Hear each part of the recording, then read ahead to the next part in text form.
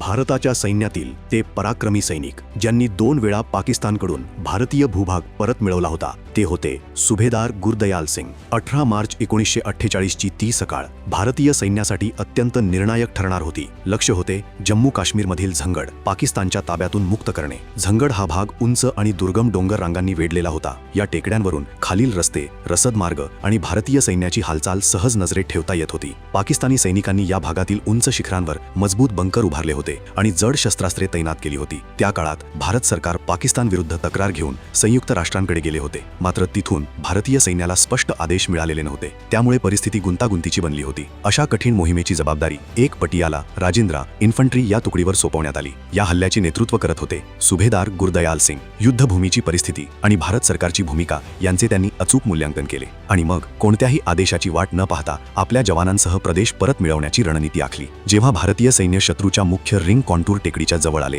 तेव्हा पाकिस्तानी सैन्याने जोरदार गोळीबार केला। सुभेदार गुरदयाल सिंग आपल्या सैन्याचे नेतृत्व करत समोरून गोळीबार करत राहिले आणि शत्रूच्या बंकरपर्यंत पोहोचले। भारतीय सैन्य इतके जवळ येत असल्याचे पाहून शत्रूचा आत्मविश्वास ढासळू लागला। त्यांचे मनोबल खचले आणि त्यांनी माघार घेतली। शत्रूने पळून जाताना मोठ्या प्रमाणात दारुगोळा आणि शस्त्रे सोडून दिली। या संपूर्ण लष्करी कारवाईचे सर्वात उल्लेखनीय वैशिष्ट्य म्हणजे भारतीय सैन्याने एकाही सैनिकाला न गमावता इतक्या कठीण आणि आव्हानात्मक प्रदेशात आपला प्रदेश पुन्हा ताब्यात घेतला। सुभेदार गुरदयाल सिंग यांच्या शौर्यासाठी त्यांना 18 मार्च 1949 रोजी मरणोत्तर महावीर चक्र देण्यात आले। यापूर्वी 2 मार्च 1948 रोजी सुभेदार गुरदयाल सिंग यांनी जम्मू आणि काश्मीरमधील एक महत्त्वाची टेकडीवरील चौकीला अशाच प्रकारे पाकिस्तानच्या ताब्यातून मुक्त केले होते। स्वतःच्या जीवाची पर्वा न करता त्यांनी आपल्या सैन्याला पुढे जाण्याचे आदेश दिले आणि स्वतः सर्वात पुढे राहून शत्रूवर तुटून पडले। या धाडसी हल्ल्यामुळे शत्रू घाबरला आणि ते पळून गेले। यानंतर भारतीय सैन्याने ती चौकी पुन्हा ताब्यात घेतली। या विजयाने केवळ सीमा सुरक्षित केली नाही तर संपूर्ण सैन्याचे मनोबलही उंचावले।